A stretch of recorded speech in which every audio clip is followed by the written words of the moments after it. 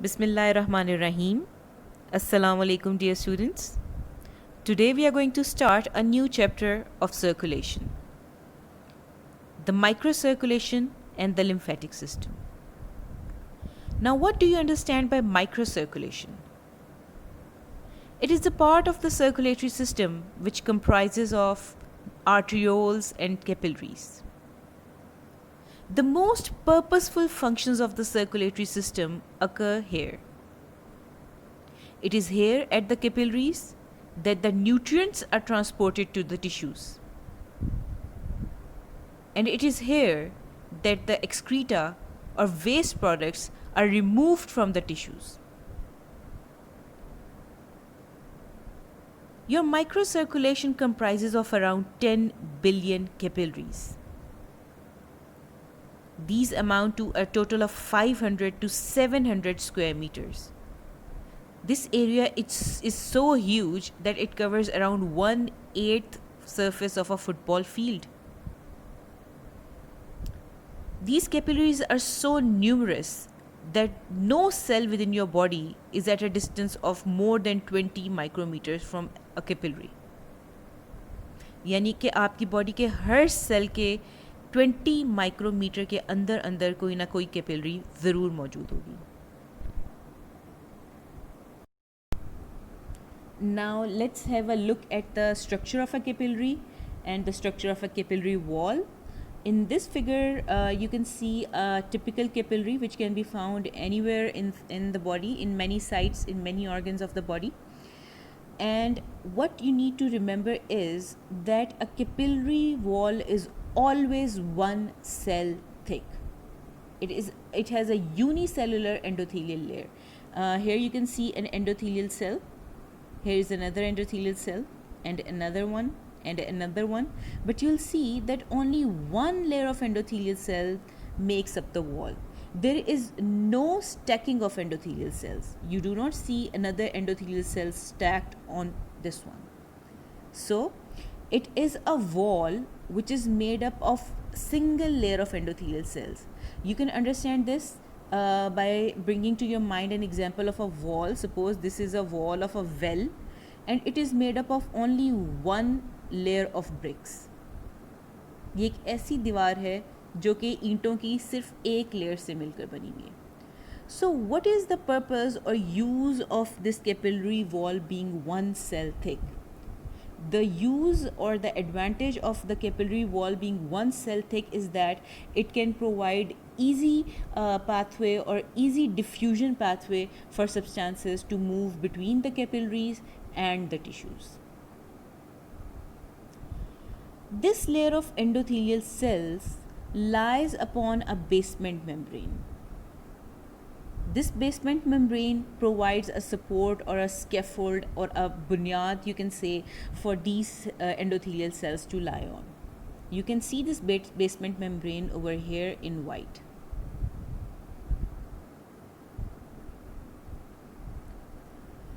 The thickness of the capillary wall is around 0.5 micrometer. The diameter of a capillary is around 4 to 9 micrometer. It is very comparable or around the diameter of an RBC. So when an RBC has to move through the capillary, it barely squeezes through it.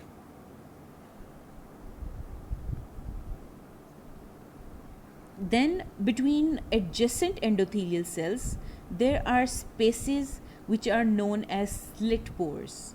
Suppose this is one endothelial cell, this is the second endothelial cell, this is the third endothelial cell.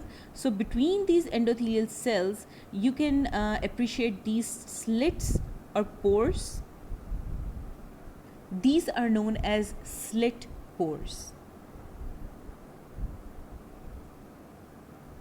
Slit pores are present to allow substances to move easily from the capillary to the tissues. So, slit pores or passageways are present where two endothelial cells, two adjacent endothelial cells meet, and these passages are known as slit pores, and they provide easy passage for substances to move from the capillary into the tissues. Here is another figure showing the same capillary. Here you can see that this capillary wall is only one cell thick, and this is an endothelial cell, and this is an adjacent endothelial cell, and between them are present the intercellular pores or slit pores, and here is an RBC which is passing through the pore of the through the capillary.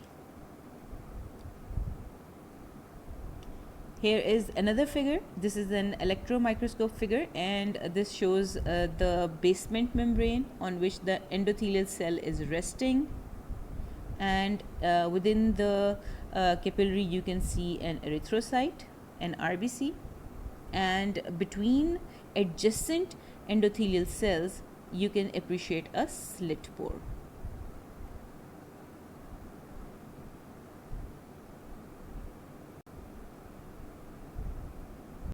Now let's have a closer look at the pores of a capillary. First, like I mentioned, are the intercellular pores or intercellular clefts. These are present between two adjacent cells. Suppose this is one endothelial cell and this is the second endothelial cell. So this here, a channel or a pore which is present between the two cells, is known as the intercellular cleft or intercellular pore or a slit pore. Inter means between, cellular means cell, and cleft means a pore. So it is present between two adjacent endothelial cells, and it provides a pathway or a channel for water and water soluble substances to move on. We also have a second type of pathway for substances to move. These are known as vesicular channels. What are vesicular channels? These are not present between the cells. In fact, they are present within a cell. They pass through and through. So small vesicles are found within the cell. These vesicles accumulate together and coalesce, यानी कि ये vesicles एक दूसरे के साथ मिलते जाते हैं और मिलकर एक channel बना देते हैं, and this channel is present within a cell, not between two cells. Let me explain again. Within an endothelial cell, there are multiple vesicles present. These vesicles, they join to form channels, and these channels provide pathways for substances to move through the endothelial cells and not between two endothelial cells. So ये बनते कैसे हैं ये vesicles? These vesicles are formed thanks to a depression or a pit on the surface of the endothelial cell. Here on the surface of an endothelial cell you can appreciate a pit. This pit is known as caveoli. ठीक है, caveoli, small caves. How is this caveoli formed? On the surface of the endothelial cell or its cell membrane, you will appreciate a protein called caveolin. So here is the lipid bilayer of an endothelial cell, and among the phospholipids you will see embedded a protein which is known as caveolin. What caveolin does is that it converts a straight membrane into a dipped membrane. It's a hairpin like structure, and what it does, it kinks or loops the cell membrane of the endothelial cell and forms a pit on the surface of the endothelial cell. So let me repeat again. There are two types of pores or passageways for substances to move through the cell. The first one are present between two endothelial cells and are known as intercellular clefts, यानी कि clefts between the cells. The second type are passages which cross through the cell and not between the cell, and these are formed by the fusion of vesicles. अब ये vesicles आते कहाँ से हैं? These vesicles are formed by caveoli. Caveoli means small caves or small depressions present on the surface of an endothelial cell membrane, and these are formed because of a protein known called caveolin, and caveolin forms depression on the surface of the cell membrane, and the function of caveoli is to perform endocytosis. आप endocytosis पहले भी cell के अंदर पढ़ चुके हैं कि it is a process by which a cell can take in larger substances by forming a depression, a clathrin coated pit, and then engulfing it along with some of the fluid from the intracellular space, and this is the same mechanism which is happening here. This is actually endocytosis happening over here, and this is done with the help of caveolin, a protein which forms caveoli, and what it does, it takes pinches of fluid and any substance that the endothelial cell wants to intake, and it pinches off and moves into the cell forming vesicle. Now multiple vesicles coalesce and form channels which pass through and through the cell. So this is another pathway which provides a passageway for the movement of substances from the capillary to the outside into the interstitial spaces and into the cells.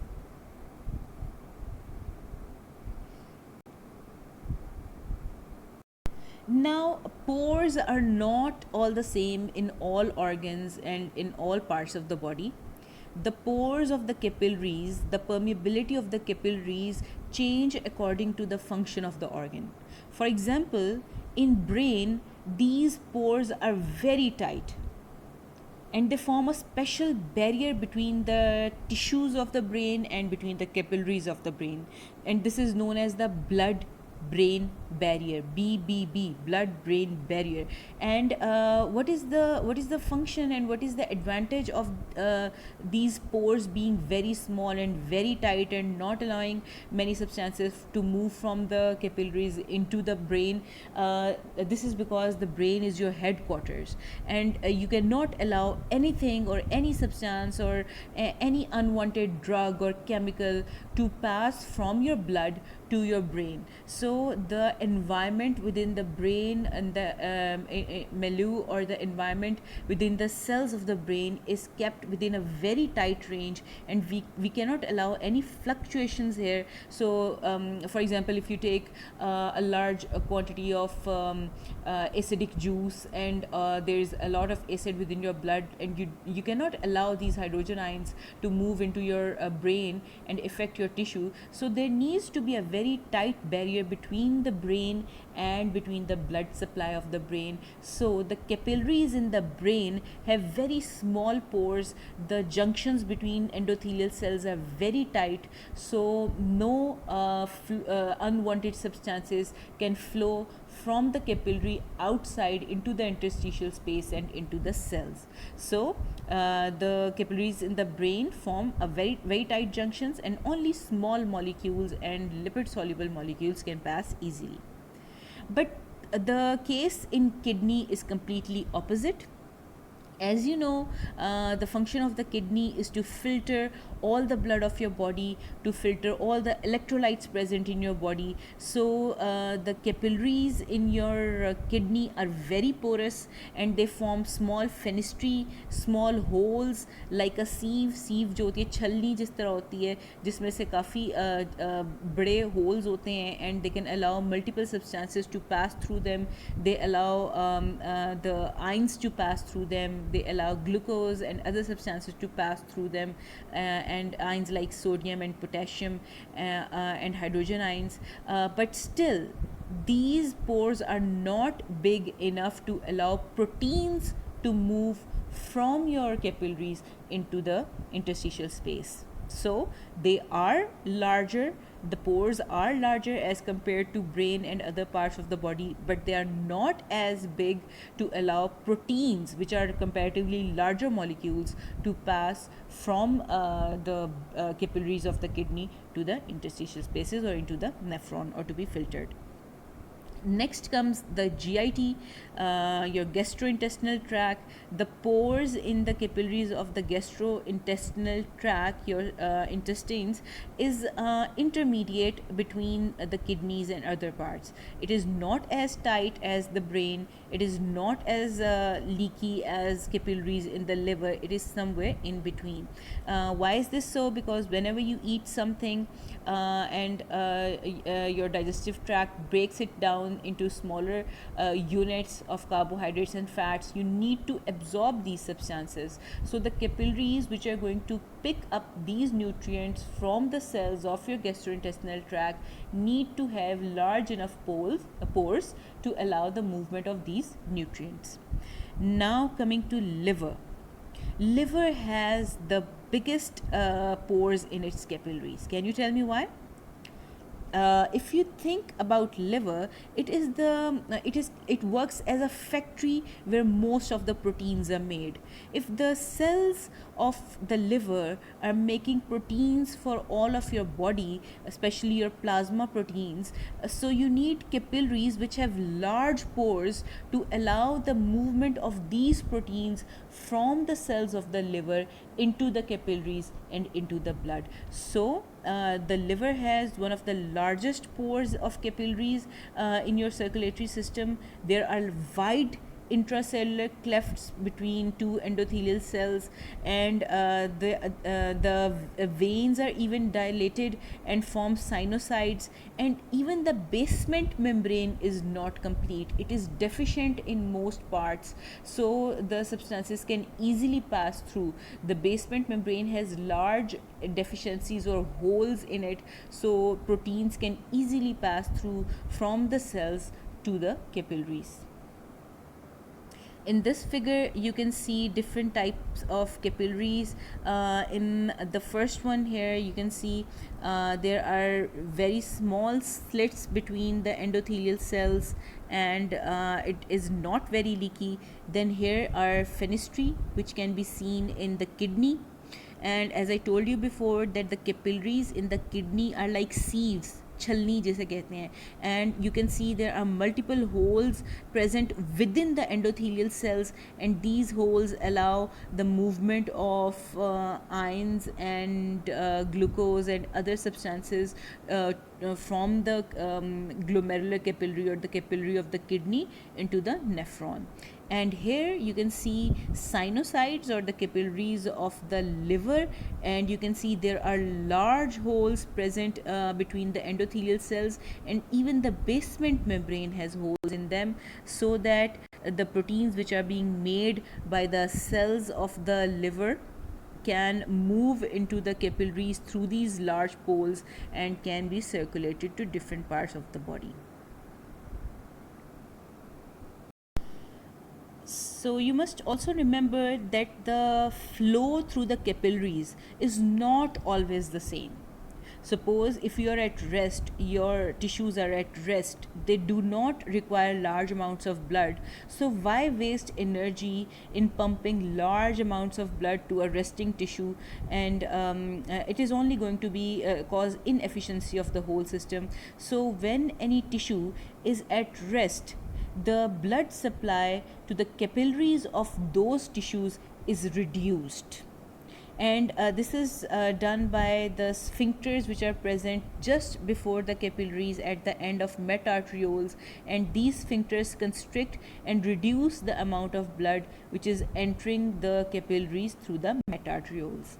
On the contrary, if you are working out, if you're jogging, or if you're walking for a very long time, and your legs, the muscles of your legs and your body and the cells of your muscles, they require large amount of blood. Now what we are going to do, we are going to increase the blood flow to your tissues, and how that is going to happen, that is going to happen through the opening of the sphincters and allowing large quantities of blood to flow from the the arterioles into the capillaries, so the demands of your cells which have been working hard and working overtime, the demands can be met. So this vasoconstriction and vasodilation, according to the needs of individual tissues, is known as vasomotion, and it is the tissues themselves that control the amount of blood that is coming to them. It is the tissues themselves that will determine how much blood is coming to them through their activity, and how this happens we are going to study in the next chapter. So bear with me. अभी आपको सिर्फ इतना पता होना चाहिए कि when a tissue is working in a working state is very active, the blood supply to the capillaries of that tissue increases, and when the tissue is at rest, the blood supply to the capillary of that tissue decreases. The details we will study in the next chapter. Here is a simple diagram which is showing what happens, what is going on when we say that there is an exchange of substances taking place between the cells and between the capillaries. So here we have the capillaries, and this is the arterial end of the capillary, and this is the venous end of the capillary, and here we have cells which require nutrients, and the spaces between these cells are known as interstitial spaces, and these interstitial spaces have fluid within them which is known as the interstitial fluid. So ये बात याद रखें कि there is no direct exchange between the capillary and the cell. Anything that needs to move from the capillary to the cell has to pass through the interstitial space, and anything that needs to pass from the cell into the capillary has to pass through the interstitial space. So the exchange is actually happening between the capillaries and the interstitial space, then from the interstitial space into the cells, and same the other way around, from the cells into the interstitial space, and from the interstitial space into the capillaries. And any extra fluid which is left inside the interstitial space is taken away by lymphatic vessels in the form of lymph. इसको भी हम आगे भी detail में study करते हैं. So let us now study the factors that affect the diffusion through a capillary membrane. First of all, the most important factor is the solubility of a substance. Any substance which is lipid soluble or lipid based can easily pass through the capillary membrane. Why is this so? If you remember, every cell membrane is made up of phospholipids. You must remember this from your previous lectures in cell membrane and all. You must remember that cell membrane is made up of phospholipids. So anything that is lipid soluble can easily pass through this cell membrane. So example of lipid soluble substances is oxygen, carbon dioxide and other gases. So the rate of diffusion of these lipid soluble substances is very high. On the other hand, we have water soluble substances. These water soluble substances cannot pass through the lipid bilayer. So the only alternate pathway that is available for water soluble substances is the space between the two cells, adjacent cells, as we studied before, the intracellular clefts or pores or the slit pores.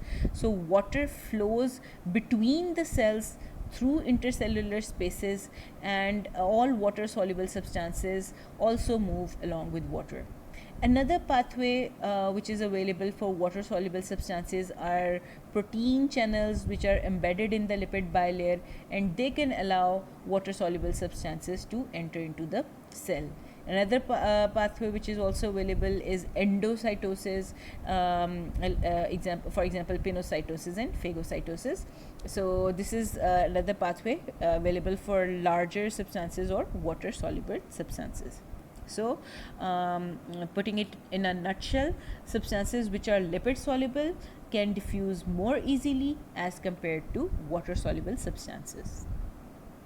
The second factor which affects the diffusion through a capillary membrane is the size of the particle. Larger the size of a particle, more difficult it is for that particle to move across the membrane. For example, albumins have such a large size that the proteins, albumins, they are so large in size that they cannot cross the capillary membrane, and they are restricted within the capillaries. In most normal capillaries, the only capillaries they can move through are the capillaries of liver. So in all other organs, all other parts of the body, majority parts of the body, the capillaries do not allow large particles like albumins and other proteins to diffuse through into the intercellular spaces. Thirdly, and most importantly, the concentration gradient also plays an important role. Greater the concentration difference or gradient across the membrane, greater would be the movement. The direction of the movement is also determined by the concentration gradient. For example, the concentration of oxygen is high in the blood and low in the interstitium and the cells. So oxygen moves from the blood or capillary to the interstitial space. On the other hand, the concentration of carbon dioxide is very high in the interstitial spaces and in the cells, so carbon dioxide moves from the interstitial spaces into the blood. Now let us see what the interstitial space or the interstitium looks like. As I mentioned before, that interstitium or interstitial space is the space present between two cells within a body. So this is cell number 1, this is cell number 2. Here you can see a capillary. So this space present between two cells is known as the interstitial space or interstitium, and the fluid which is present within the interstitial space is known as the interstitial fluid. So what is the interstitium made up of? It is made up of majorly two kinds of proteins. One is collagen, which you can see here as large threads, red threads present here, and this is collagen, a protein which provides strength, tensile strength and stability to all structures. It is present in, collagen is present in your skin, it is present in different viscera, so it is also present in your interstitial space or the space between two cells, and it provides strength to this interstitium. Secondly, the protein which is present in the interstitial space is known as proteoglycan, which you can see here as these minute blue threads. It is present all over the interstitium. And what are proteoglycans? As the name indicates, it contains proteins and glycans. Glycans yani ki carbohydrates. So it is a large structure. It has a protein core. And it is like a brush which you use to clean bottles, baby bottles or feeders.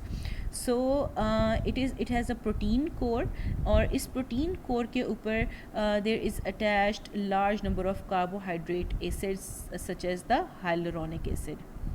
So it makes up a huge structure which is known as proteoglycans, and these proteoglycans form a mat of fine filaments, जैसे कि आपको यहाँ पे light blue में नज़र आ रहा है, a very fine mat of filaments. और जब इसको माइक्रोस्कोप के अंदर देखा जाता है, it looks like a brush pile, झाड़ू के तिनकों का जैसे बिखरे हों.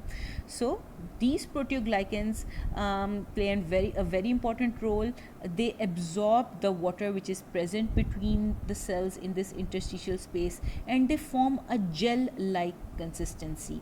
So the interstitial fluid which is present in the interstitium is not free fluid, it is in a form of gel. 98% of this fluid is in form of gels, and around 1 or 2% of this fluid is also free and can be seen in flowing in this gel in the form of small rivers or rivulets, and this makes up around 1% or 2% of the total fluid, and only 2% is free and forms rivulets.